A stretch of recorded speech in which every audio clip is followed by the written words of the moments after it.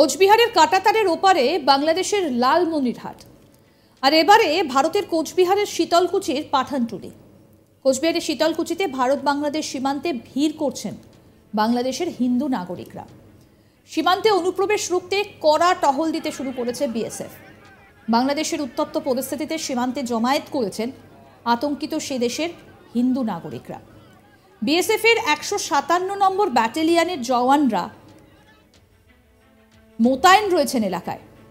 জানা গিয়েছে ভারতের কাঁটাতারের থেকে প্রায় 400 মিটার দূরে গাইবান্ধা জেলার গেন্দুগুড়ি ও দইখাওয়া গ্রামে শতাধিক বাংলাদেশের নাগরিক জমায়েত করছেন। শুক্রবার 9 আগস্ট সকাল থেকে দিনভর তাদের দাঁড়িয়ে থাকতে দেখা যায়। কাঁটাতারের এদিকে কোচবিহারের শীতলকুচির পাঠানটুলি গ্রামে পর্যাপ্ত বিএসএফ জওয়ান মোতায়েন করেছে এবং টহলও চলছে। আরও জানা গিয়েছে বাংলাদেশ সীমান্তে গেন্দুগুড়ি দইখাওয়া এলাকায় ভিড় জমিয়েছেন সেদেশের হিন্দু নাগরিকরা। তবে তারা যাতে কাঁটাতারের ঘাড়ে কাছে ঘেঁষতেও না পারে সেজন্য জিপে চেপেও নজরদারি চলছে বিএসএফ এর। আমাদের প্রতিনিধি প্রবীর কুণ্ডু কি প্রতিবেদন তুলে ধরেছেন শুনবো। দেখো, পাঠানটুলি যে এলাকা, এই এলাকাটা মূলত শীতলকুচি এলাকা এবং কাঁটাতারের ওপারে রয়েছে লালমনিরহাট, যেটি বাংলাদেশের মধ্যে পড়ছে। এবং আজকে সকাল থেকে দেখা যায় যে লালমনিরহাটের বিভিন্ন গ্রামের থেকে লালমনিরহাট জেলার বিভিন্ন এই বাসিন্দারা তারা কিন্তু জমায়েত করেছিলেন এবং তারা চেষ্টা করছিলেন ভারতের যে শীতলকুচি এলাকা, যে পাঠানটুলি এলাকা, সেখানে যে কাঁটাতার রয়েছে সেই কাঁটাতারের কাছাকাছি আসার।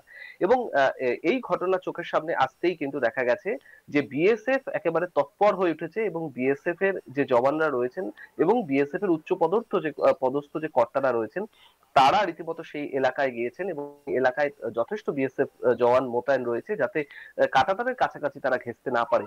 অন্যদিকে বিজেপির তরফ থেকেও চেষ্টা হচ্ছে যে যে গ্রামবাসীরা জমায়েত করেছেন মূলত বাংলাদেশের বিভিন্ন এলাকা থেকে ভারতীয় কাঁটাতারের দিকে আসার চেষ্টা করছেন তাদের গ্রামে ফেরত পাঠানোর। এবং মূলত মনে করা হচ্ছে যে গ্রামবাসীদের যেভাবে দেখা গেছে, বাংলাদেশের নাগরিকদের যেভাবে দেখা গেছে, তারা কাঁটাতারের যেভাবে কাছাকাছি আসার চেষ্টা করছিলেন, চিৎকার চেঁচামেচি করছিলেন, তাতে খুব স্বাভাবিকভাবে স্পষ্ট হয়েছে যে বাংলাদেশে বর্তমানে যে পরিস্থিতি তৈরি হয়েছে, যে উত্তেজনা, যে অশান্তির ঘটনা ঘটছে পরপর, তাতেই রীতিমতো এই বাংলাদেশের এই নাগরিকরা তারা মূলত চেষ্টা করছেন ভারতের দিকে আসার। এবং তারা বিএসএফ কে কোনো অভিযোগ জানানোর চেষ্টা করছিলেন, যদিও যে এলাকা, সেই এলাকা কিন্তু একেবারে কাঁটাতার ঘেঁষা, একেবারে ধান জমি এবং সেখানে কিন্তু জলা জমিও রয়েছে। সেই জলা জমি এবং সেই জলজ জায়গা পার হয়ে তাদের কিন্তু বিএসএফ এর কাছাকাছি আসা অনেকটাই সমস্যা ছিল। যদিও বিএসএফ জওয়ানদের দেখা গেছে তারা কিন্তু অনেক আগে থেকেই চেষ্টা করেছেন যাতে তারা বাংলাদেশের দিকে ফিরে যান। এবং সব মিলিয়ে যে পরিস্থিতি তৈরি হয়েছে তাতে কিন্তু দেখা গেছে যে আজ দিনভর কিন্তু সীমান্তে যথেষ্ট উত্তেজনা ছিল এবং বাংলাদেশের দিক থেকে প্রায় শতাধিক সেখানকার নাগরিক তারা কিন্তু চেষ্টা করেছেন ভারতের কাছাকাছি, ভারতের কাঁটাতারের কাছাকাছি আসার। বিএসএফ এর তরফ থেকে চেষ্টা হচ্ছে যে খুব তাড়াতাড়ি যাতে দিনের আলো থাকতে থাকতেই যারা জমায়েত করেছিলেন, কাঁটাতারের কাছাকাছি আসার চেষ্টা করেছিলেন, তাদের যাতে ফেরত পাঠানো হয়। ইতিমধ্যে বিজেপির তরফ থেকেও কিন্তু চেষ্টা হচ্ছে যে তাদের যাতে বাংলাদেশের তারা যে এলাকার বাসিন্দা, যে সমস্ত গ্রামের বাসিন্দা, তারা যাতে সেদিকে ফিরে যায় এবং তারা কি সমস্যা নিয়ে এসেছেন সেই সমস্যার কথা শোনার সেই চেষ্টা করে কিন্তু চেষ্টা হচ্ছে যে যারা কাঁটাতারের কাছাকাছি আসার চেষ্টা করেছিলেন তাদের দ্রুত ফেরত পাঠানো। কারণ রাতের অন্ধকারে কিন্তু আরো বেশি সমস্যা হতে পারে। কারণ এই যেভাবে দিনভর বিএসএফ চেষ্টা করেছে যে যাতে কেউ কাঁটাতারের কাছাকাছি ঘেঁষতে না পারে এবং রাতের অন্ধকারে কিন্তু সেই চেষ্টা চালাতে গিয়ে আরো বেগ পেতে হবে রীতিমতো বিএসএফ কে। এবং তোমাকে জানিয়ে রাখি যে বিএসএফ সূত্রে যা জানা গেছে প্রায় কাঁটাতার থেকে 300 থেকে 400 মিটার দূরে রয়েছেন এই জমায়েত এবং সেজন্যই কিন্তু খুব তাড়াতাড়ি চেষ্টা হচ্ছে যে তাদের বাংলাদেশের মূল ভূখণ্ডের দিকে ফেরত পাঠানো। যে এপারে শীতলকুচির পাঠানটুলি এবং ওপারে যে লালমনিরহাট বাংলাদেশের যে বিস্তীর্ণ জায়গা, সেই জায়গাতে কিন্তু মূলত তোমাকে জানিয়ে রাখি যে সেখানে কিন্তু এরকম জলজ জায়গাও রয়েছে এবং সেখানে কিন্তু সেটা একটা জলাভূমির মতো রয়েছে। পাশাপাশি কিন্তু সেখানে প্রচুর একটা বিস্তীর্ণ এলাকা জুড়ে রয়েছে ধান ক্ষেত এবং ঘাস জমি, এবং মূলত কিন্তু যে বিস্তীর্ণ এই যে গ্রাম, এটাই কিন্তু লালমনিরহাট, ওপারে কিন্তু পুরোটাই লালমনিরহাট বাংলাদেশের জেলা। এবং সেখান থেকে কিন্তু বাসিন্দাদের আসতে দেখা যায় মূলত শীতলকুচির দিকে, শীতলকুচি পাঠানটুলির দিকে, কাঁটাতারের দিকে আসতে দেখা যায়। এবং মূলত কি সমস্যা নিয়ে তারা এসেছেন, তাদের বাংলাদেশের যে বর্তমান পরিস্থিতি, সেই পরিস্থিতিতে তারা আতঙ্কিত হয়ে তারা এদিকে আসছিলেন কিনা, সে ব্যাপারে কিন্তু ইতিমধ্যেই তদন্ত শুরু হয়েছে। এবং বিএসএফও কিন্তু জানার চেষ্টা করছেন যে যারা ওপার থেকে এদিকে আসার চেষ্টা করছিলেন, মূলত তারা কি সমস্যা নিয়ে আসার চেষ্টা করছিলেন, তা কিন্তু ইতিমধ্যে বিএসএফ জানার চেষ্টা করছে। একসঙ্গে শতাধিক যে বাংলাদেশি নাগরিকরা ছিলেন, তারা কিন্তু একসঙ্গে দীর্ঘক্ষণ ধরেই তারা চেঁচামেচি করে নিজেদের কোনো দাবি জানানোর চেষ্টা করছিলেন। তবে তারা কি স্পষ্ট করে বলতে চাচ্ছেন তা স্পষ্ট নয়। যদিও সাম্প্রতিক কালে দেখা গেছে যে বাংলাদেশে যেভাবে উত্তেজনামূলক পরিস্থিতি তৈরি হয়েছে, এবং সেই অশান্তিতে যারা মূলত অত্যাচারিত হচ্ছেন, তারা আসার চেষ্টা করছেন। এর আগেও দেখা গেছে উত্তরবঙ্গের অন্যান্য জেলার বিভিন্ন সীমান্ত এলাকা দিয়ে এই ধরনের দৃশ্য। এবার কিন্তু কোচবিহারে এদিনই প্রথম দেখা গেল এই ধরনের ছবি, এবং যা কিন্তু রীতিমতো ভাবাচ্ছে জেলা প্রশাসনকে। ইতিমধ্যেই বিএসএফ এর যে উচ্চপদস্থ কর্তারা যারা রয়েছেন, তারা কিন্তু ইতিমধ্যেই ঘটনাস্থলে গিয়েছেন।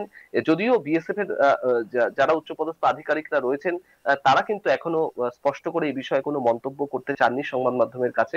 তবে এই যে এলাকা, সেটা কিন্তু বিএসএফ এর 157 ব্যাটালিয়ন এলাকা, এবং সেই 157 ব্যাটালিয়ন এলাকাতেই কিন্তু বিএসএফ এর জওয়ানরা তারা তাদের মতো করে কিন্তু সেই এলাকাকে ঘিরে ফেলেছে। এবং যে কাঁটাতার রয়েছে, কাঁটাতারের ধার ঘেঁষেই কিন্তু রয়েছে সড়ক, যে সড়ক দিয়ে কিন্তু দিনে এবং রাতে সবসময় বিএসএফ পাহারা দেয়।